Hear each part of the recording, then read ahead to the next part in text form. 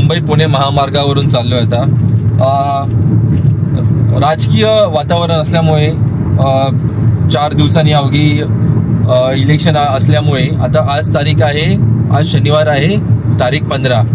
20 तारखेला इलेक्शन असल्यामुळे मुंबई पूर्ण महाराष्ट्रभर, मुंबई पुणेच नाही तर पूर्ण महाराष्ट्रभर निवडणुकीचे वारे वाहत आहेत. आणि जे आपण होर्डिंग्स पाहतो महामार्गावरून जाताना, मुंबई पुणे महामार्गावरून जाताना खूपशे प्रोडक्टचे होर्डिंग पाहतो, ते आता रिप्लेस केलेत राजकीय होर्डिंग्सनी. आणि प्रामुख्याने मला घड्याळाचं आणि इंजिनचं खूपशे होर्डिंग्स मला दिसले. आणि काहीचे होर्डिंग्स मी तुम्हाला या माझ्या व्हिडिओमध्ये दाखवीन स्क्रीनशॉट. एकावर छान लिहिलेलं की राजकारणाची गाडी रुळावर आणण्यासाठी इंजिन पाहिजे. आणि काल पण एक मी दादरला जाताना टिळक ब्रिजवर एक राज ठाकरे साहेबांचं होर्डिंग पाहिलं, ज्याच्यात लिहिलेलं की टोलमुक्तीला राजकारण, बाकी सगळं राजकारण. तर राज साहेबांवर मला काही बोलायचं आहे. मी मुंबईकर आणि मनापासून बाळसैनिक. आपली जनरेशन, माझी जनरेशन जी लेट 80s मध्ये किंवा अर्ली 80s मध्ये जी जन्माला आली आहे ते खूप नशिबान होते, कारण की त्यांना बाळासाहेब ठाकरे दिसले. आम्हाला बाळासाहेब ठाकरेंच्या, आम्ही पीकवर बाळासाहेबांना पाहिलं, शिवसेनेला पाहिलं. जॉर्ज फर्नांडिस नंतर असं बोललं जातं की आपल्या बाळासाहेबांमध्येच ताकद होती मुंबईला थांबवण्याची. त्यावेळीची जी शिवसेना होती, जी निष्ठावंतांनी भरलेली शिवसेना, भगव्या रक्तांनी भरलेली शिवसेना, आज ती खाईशी मला वाटते.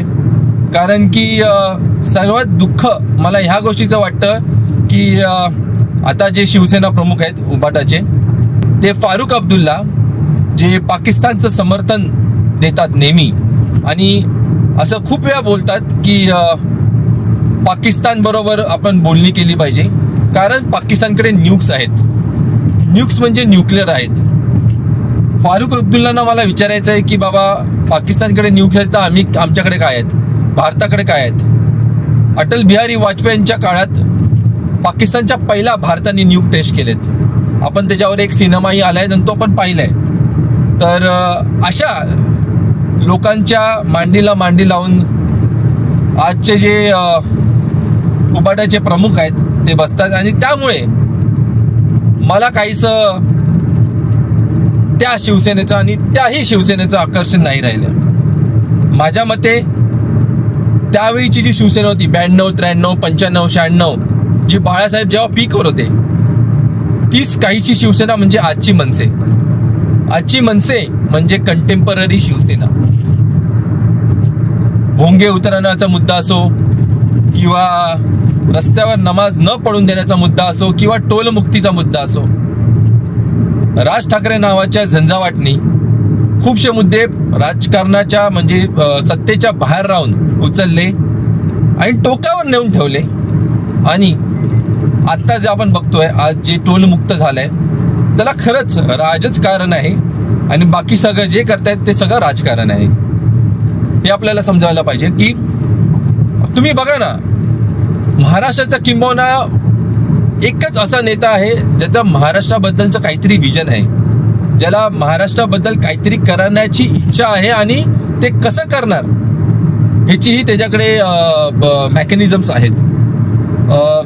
कालच महाराष्ट्र नवनिर्माण सेनेचं काय बोलतात त्याला, इलेक्शन हँडबुक, आता मला मराठीत काय बोलतात त्याला आठवत नाहीये, इलेक्शन हँडबुक बाहेर पडलं. त्याच्यात ते बोललेत की मी फक्त काय करायचं मला महाराष्ट्राबद्दल ते नाही, तर मी ते कसं करणार, त्याचं मेकॅनिझम काय असणार, त्याची प्रोसेस काय असणार, हेही मी सांगितलं. म्हणजे माझं जे काही छोटं मोठं आयुष्य आहे 35-36 वर्षाचं, त्याच्यामध्ये हा पहिला नेता मी महाराष्ट्रात किंबहुना पूर्ण भारतात जो पाहिलाय, ज्याला काही करायचंय ते आहेच, ते मला हेही करायचं, पण ते कसं करायचं. कारण की आपण आजपर्यंत खूपशे नेते वादे देताना आपण पाहतो, खूपशे नेते आपल्याला प्रॉमिसेस खूप करतात की मी हे करेन, मी ते करेन, पण कसं करणार याचं बिलकुल उत्तर नसतं त्यांच्याकडे.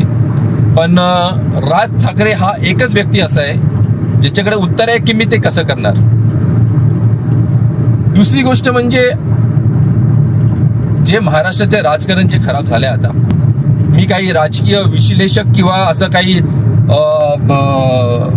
जर्नलिस्टही नाही आहे. मी एक टॅक्स पेअर महाराष्ट्राचा नागरिक आहे, मुंबईचा नागरिक आहे, जो राजकारणाला जवळून पाहतो, थोडंसं जाणतो आणि नेहमी वोट करतो. आणि हे मानतो की तुम्ही क्रिकेटला फॉलो करा, तुम्ही फुटबॉल फॉलो करा, पण तुम्ही राजकारणाला नक्कीच फॉलो करा. कारण की तो क्रिकेटर, फुटबॉलर तुमच्या सकाळी उठल्यानंतर तुमच्या घरात दूध किती लिटरनी येणार ते तो डिसाईड नाही करत, पण ज्या राजकारणाला तुम्ही वोट करणार किंवा नाही करणार तो डिसाईड करतो की तुमच्या घरात येणारं पाणी कसं असेल, तुम्ही तुमच्या घरात येणारं दूध किती रुपयाचं असेल आणि किती प्युअरचं असेल. हे पहा, अजून एक राज ठाकरे साहेबांचं होर्डिंग जर तुम्ही पाहत असाल, लढणारा महाराष्ट्र होऊ, घरात बसणारा नाही. तर पाहिलं, चांगले फलक लागले त्यांचे, मला आवडले. तर मी हे बोलत होतो की राजकारणाला फॉलो करणं खूप इम्पॉर्टंट आहे आणि मी तेच करतोय.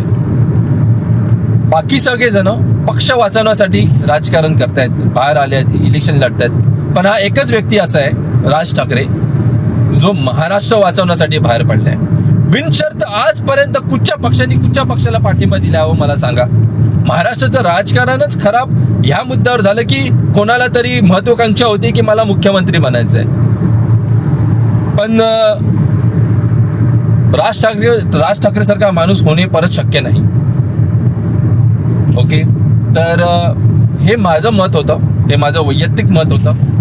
कुठच्याही राजकीय पक्षाशी इन्स्पायर होऊन किंवा कोणाच्या आयडिओलॉजीशी इन्स्पायर होऊन मी हे देत नाही. तर उघड्या डोळ्यांनी जे मी महाराष्ट्र राजकारण केला 3-4 वर्षात किंवा गेल्या 5 वर्षात जे बघतोय, आणि त्याच्यानंतर मी कम्पेअर करतो राज ठाकरे सारख्या नेत्याला, राज ठाकरे सारख्या पुढाऱ्याला, तेव्हा मग असं वाटतं की यार एकदा तरी महाराष्ट्राच्या जनतेनी एकदा तरी राज ठाकरेंच्या हातात सत्ता दिली पाहिजे.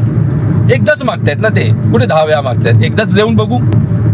त्यांनी नाशिक सारख्या सिटीचं सोनं त्यांनी केलंच, आता पूर्ण महाराष्ट्राचं सोनं करायचं आपण एक संधी, मला असं वाटतं एक मुंबईकर म्हणून, एक महाराष्ट्राचा नागरिक म्हणून, एक मराठी माणूस म्हणून त्यांना दिलं पाहिजे.